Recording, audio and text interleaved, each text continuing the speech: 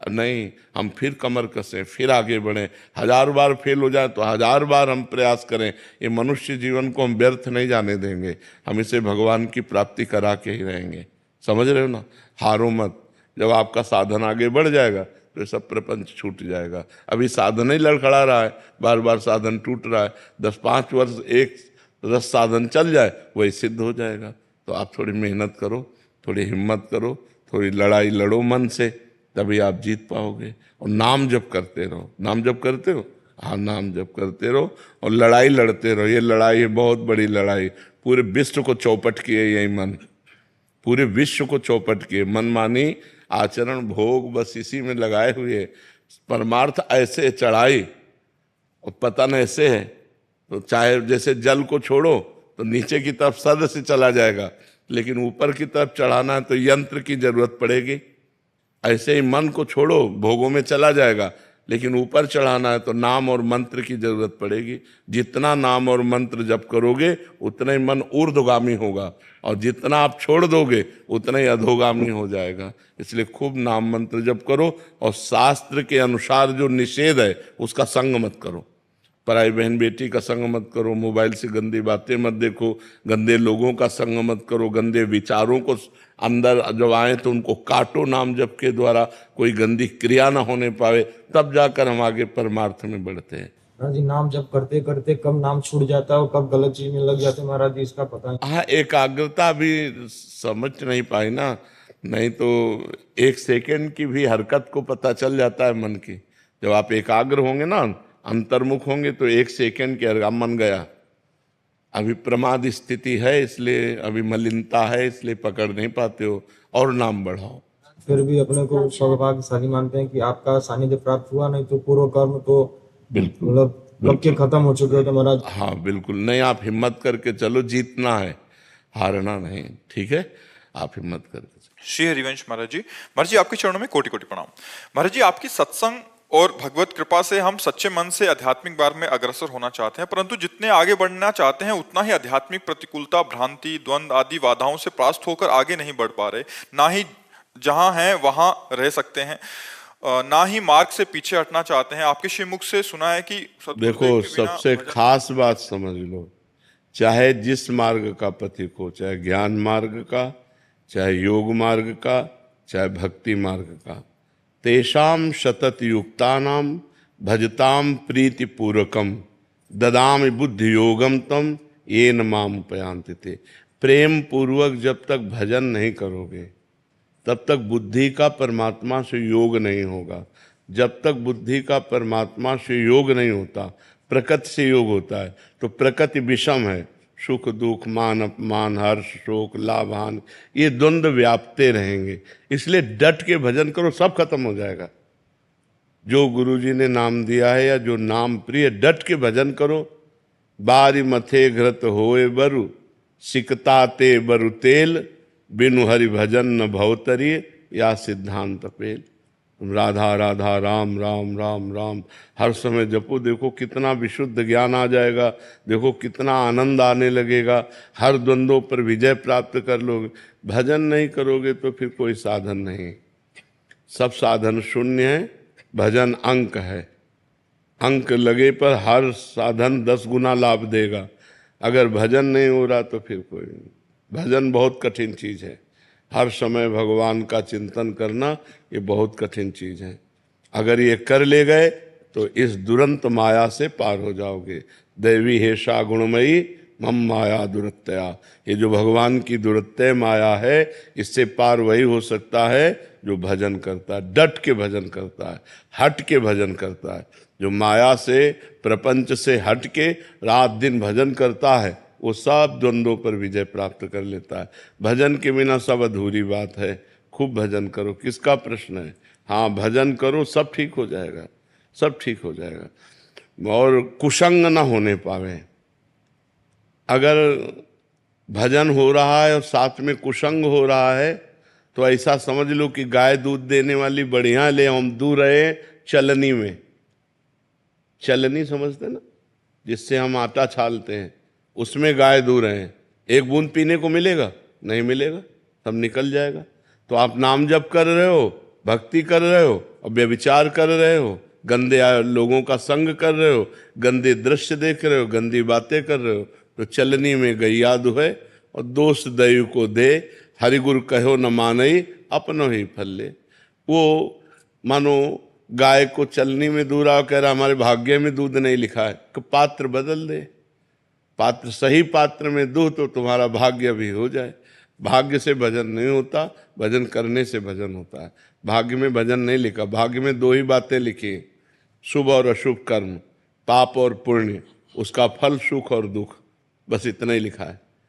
जो नवीन कर्म करने के लिए हमें मानव देह मिला है, इसमें हम भाग्य को नहीं कोसते, इसमें हम इतने प्रवीण बनते हैं, इतने बलवान बनते हैं, रौंद दो भाग्य को और नए भाग्य की रचना करो। मनुष्य शरीर नए भाग्य की रचना के लिए मिला है, पुराने भाग्य से बर्बाद होने के लिए नहीं मिला। अब भजन नहीं हो, लोग कहते हैं जवानी में भजन करने के, जवानी कोई भजन करने की है क्या? जवानी ही भजन करने की है। अच्छा, बुढ़ापे में सोच भी लोगे तो क्या कर पाओगे? जवानी में सोचा और क्रिया में उतर गए। तो अगर नाम जब चलता होता, यार नहीं, दूसरों को बचाओ और खुद बचो, और अगर अपनी बुद्धि ठीक नहीं है, भजन परायण नहीं है, तो दूसरों को भी कष्ट देगी और खुद नरक भोगेगी, कष्ट भोगेगी। इसीलिए हम कहते हैं अध्यात्म के बिना मनुष्य राक्षस है, राक्षस रूप नहीं है, चिंतन राक्षसी हो जाता। तो बहुत होश में, और ये होश बिना भजन के नहीं। अगर भजन करोगे तो होश में रहो, डर लगेगा, आपका चेहरा आ जाता है महाराज जी की महाराज जी ने ये कहा है, ये नहीं कहा। हाँ, कल हमसे एक प्रश्न कर रहे थे कि जवानी में भजन करने की क्या आवश्यकता है? जवानी में ही है, क्योंकि इस समय उद्दंडता, बल, इंद्रियों में सब कुछ रहता है, हम कंट्रोल कर सकें अपने को। अब हमारी बुद्धि ड्राइवर है हमारे जीवन की। अगर बुद्धि शुद्ध है तो सही मार्ग पे चलेगी, और बुद्धि अशुद्ध है तो एक्सीडेंट करवा देगी, कहीं ना कहीं कोई न कोई घटना करवा देगी, पूरा जीवन बर्बाद हो जाएगा। इसलिए नाम जप करो। समस्याओं का समाधान भगवान है, इंसान नहीं है। भगवान हर समस्या का समाधान है। वो कर तुम अकर तुम अन्यथा कर तुम सर्व समर्थ है। भगवान को लेकर चलो। अब आप बड़े गर्व से घर से निकले, लौटोगे कि नहीं, क्या भरोसा? घर से निकलो भगवान का चिंतन करते हुए, भगवान का स्मरण करते हुए। वो बचाएंगे, वो आपकी रक्षा करेंगे। इसका नाम मृत्यु लोक है, बड़ा भयावह है। कब कहाँ कौन सी घटना हो जाए कुछ पता नहीं है। आप किनारे किनारे रोड के जा रहे हो, गाड़ी बहकी हुई आ रही, आपको रौंद के चली गई। वो नाम जप है भगवान का, वो रक्षा कर लेंगे। करो सदा तिनके रखवारी, जिम बालक राखे महतारी। जैसे बच्चे की रक्षा माँ करती है, ऐसे भगवान कहते हैं मैं अपने भक्तों की रक्षा करता हूँ। तो इसलिए भक्त बनो, नाम जप करो, भगवान की आराधना करो, और जब कोई ऐसी गंदी घटना करने का मन आवे तो चिंतन करो परिणाम का, कि परिणाम क्या होगा। नहीं भाई नहीं, थोड़ी देर के लिए भाग जाओ, वहाँ से हट जाओ, अपने मन को शांत कर लो, नहीं तो ऐसी क्रिया करवा देगा, पूरा जीवन बर्बाद हो जाएगा। बहुत शांति से चलने के लिए मनुष्य जीवन मिला है, बहुत आनंद प्राप्ति के लिए। अनिकेत सिंह जी मुंबई से। राधे राधे। राधे राधे महाराज जी। महाराज जी, इनका जैसे आप कहते हैं कि संसार दुखालय में, कोई भी किसी का साथ नहीं था, ये कह रहे हैं कि मैं किसी की भी मदद करता हूं तो मदद लेने के बाद वो इंसान मतलब बदल सा जाता है, फिर उसका भाव अलग से दिखते हैं। महाराज जी, ऐसे में मदद करूं आगे, या किसी के यहाँ मदद करना? देखो, मदद करो इंसान से, बदले में कुछ चाहो मत, भगवान से चाहो। इनको तुमने 500 रुपया दिया, उसका हिसाब मालिक देगा, इनसे नहीं लेना। इनसे इच्छा मत करो कि लौट कर आपको थैंक यू बोले, नहीं, ऐसा नहीं। विपरीत हो जाते हैं। हाँ, हो जाने दो ना, हमें उससे कोई लेना देना नहीं। हमने परोपकार किया, इसका फल भगवान मुझे देंगे, इंसान क्या देगा? उसको तो आपने स्वयं दिया है, वो उससे लौट कर आप क्या चाहते हो? नहीं, यही हमारी कमजोरी है अध्यात्म में, यही हमारी कमी है कि हम दूसरों को जब सुख देते हैं, जैसे वस्त्र, भोजन, रुपया, पैसा, सहयोग जो भी देते हैं, उसके बाद में हम चाहते हैं कि वो हमसे नम्र रहे, वो हमसे कृतज्ञ रहे, वो हमें प्यार करे, वो हमारा सम्मान करे। लेकिन नहीं करेगा, क्योंकि वो माया के द्वारा प्रेरित है, वो नहीं करेगा। ज़्यादा आप उपकार करोगे तो आपको बुद्धिहीन समझेगा, लेकिन आपको अपनी स्थिति में रहना है कि इस व्यक्ति के आचरण से या इस व्यक्ति के व्यवहार से मुझे दुखी नहीं होना, क्योंकि मैंने जो उपकार किया परमात्मा उसका मुझे हिसाब देगा, मुझे ये क्या देगा हिसाब? तो परोपकार का हिसाब परमात्मा देता है।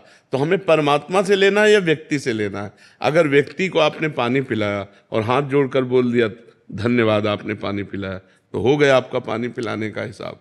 और अगर वो चला गया तो पानी पिलाने का हिसाब ठाकुर जी देंगे, जब भगवान देंगे तो बहुत ज़्यादा देंगे। तो हमको व्यक्ति से धन्यवाद लेने से क्या मतलब है? हम तो मनाएंगे कि वो हमें धन्यवाद न दे, वो चुपचाप चला जाए, हम प्रभु से लेंगे तो आपको प्रसन्नता रहेगी। जब आप किसी का परोपकार करें और वो आपको प्रतिकूलता दे, आपका अपमान करे, तो आपका परोपकार सरकारी बैंक में जमा हो गया।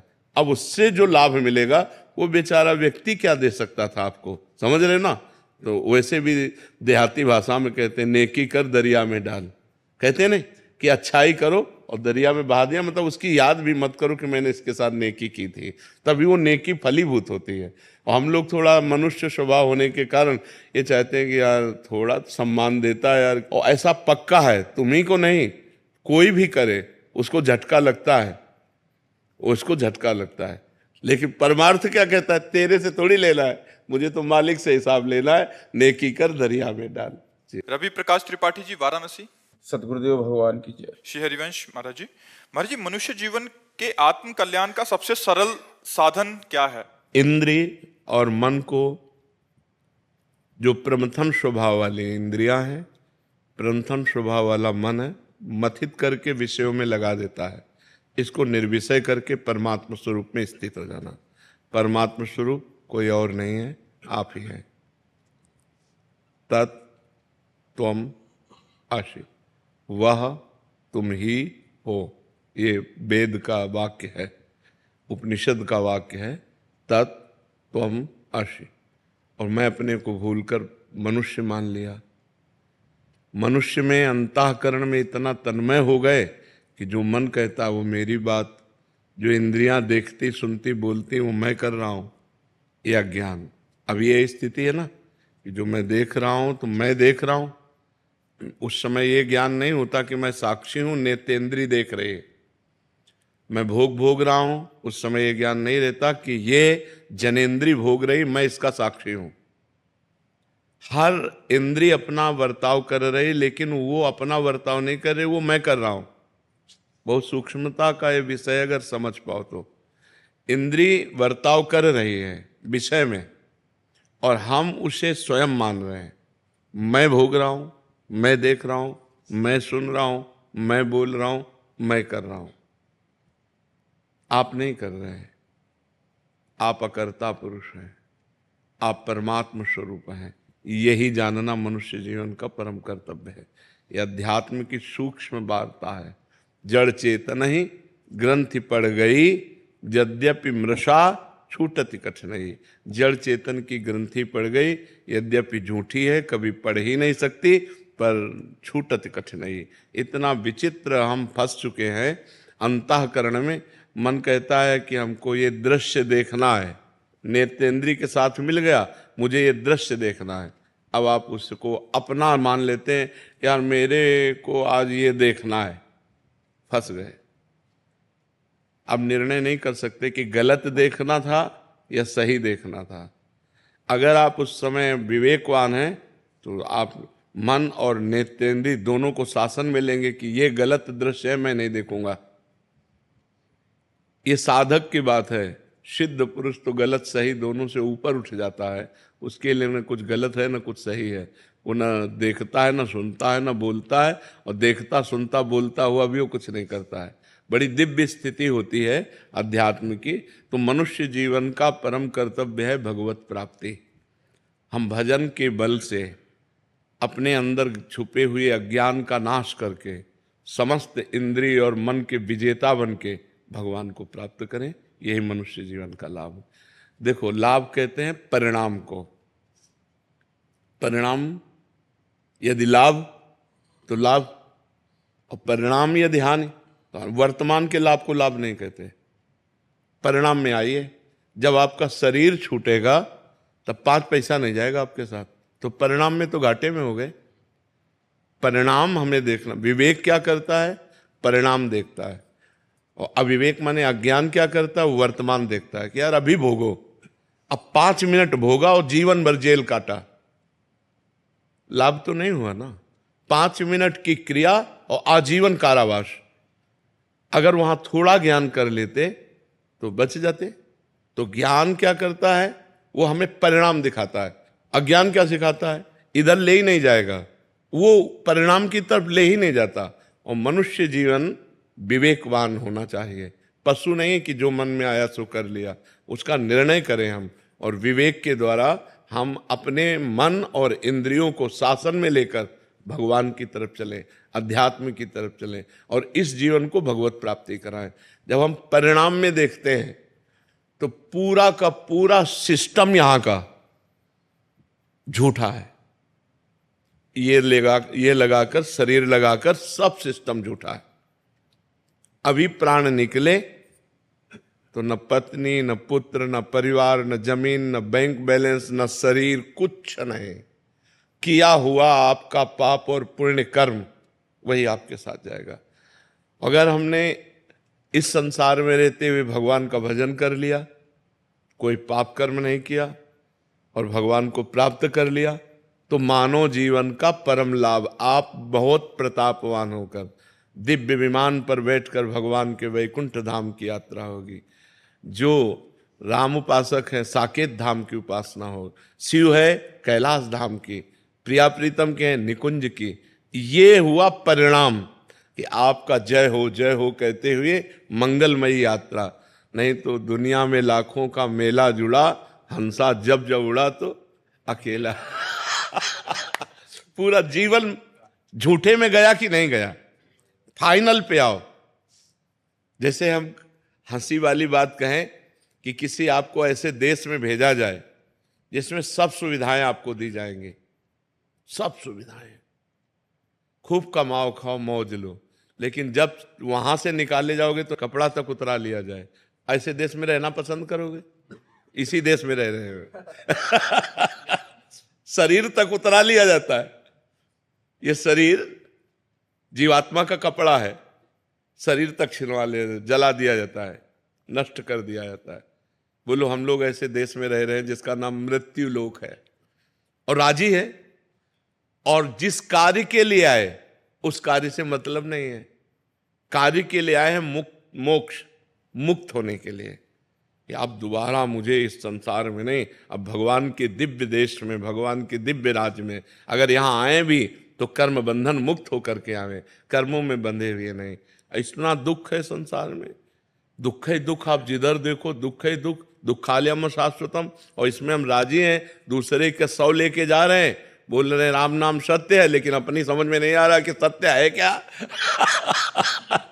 फिर मनोरंजन में लग जाते हैं, लेकिन अपने को पता नहीं कि यही दशा मेरी होनी है, कोई मेरे साथ नहीं जाना। तो मानव जीवन का परम लक्ष्य भगवत प्राप्ति। अब आप गौर करने की बात है कि जैसे आप 50 वर्ष के हो, तो 50 वर्ष में आपने जो भी कमाया है, अगर वो पूरा दे करके 5 श्वासें खरीदना चाहें तो आप नहीं खरीद सकते। 50 वर्ष की श्वासें जो आपने संसार में लगा दी, वो पूरी प्रॉपर्टी देकर 5 श्वासें और खरीदना चाहें कि एक्स्ट्रा हमें दे दें, तो हमारी सरकार से नहीं मिलेगी आपको। इतनी कीमती श्वासें हैं, यदि हम इन श्वासों में राम न बोले, राधा न बोले, कृष्ण न बोले तो बहुत बड़ा घाटा हो गया, बहुत बड़ा घाटा हो गया, जिसकी पूर्ति कहीं हो ही नहीं सकती। अच्छा, इस जन्म में हम मनुष्य बने, अगले जन्म में पशु बने, पक्षी बने, क्या पता कि हमारे कर्म के परिणाम में हमको क्या बनाया जाए। अब आप देख लो यहाँ पशुओं के साथ कैसा बर्ताव होता है।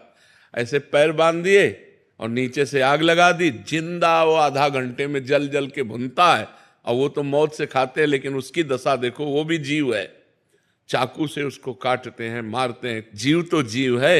एक चींटी के पीछे आप अंगुली लगाइए ऐसे, तो देखो वो प्राण बचा के भागना चाहती है। एक चींटी को भी अपने प्राण उतने ही प्रिय हैं जितने हमको प्रिय हैं। फिर इन पशु पक्षियों के साथ ऐसा बर्ताव, तो पता नहीं हम क्या बने और क्या हमारी दुर्दशा हो। तो हम ऐसे भजन करें कि हमारा जितना पाप है सब भस्म हो जाए, और इसी जन्म में हम दिव्य हो जाए, भगवान को प्राप्त हों। और यही लोग थोड़ी मृत्यु लोक, अरे देवलोक है, तप लोक है, महारलोक है, जनलोक है, ब्रह्मलोक है, हम और लोकों में जाएं, हम इसी में क्यों आए? जैसे हम यहां रह रहे ना, ऐसे स्वर्ग लोक है, दिव्य अप्सराएं, दिव्य देवता, दिव्य भोग, और ये सब दुर्गंध वाला काम नहीं है। लेकिन वो भी एक दिन मरेगा, वो भी नष्ट होगा, क्योंकि ब्रह्मा से लेकर के तिनके तक सब मायामय लोक है। तो अगर हम चाहें भी, भोग चाहें, तो ये घटिया भोगों को क्यों भोगें? ऊपर वाले लोकों में चले ना, इसी में क्यों फंसे हो? तो हमें अच्छे कर्म करके ऊपर के लोकों में जाने की सोचना चाहिए। और अगर मुक्त होना है कि हमें किसी लोक में नहीं जाना, भगवान के पास जाना, डट के भजन करो।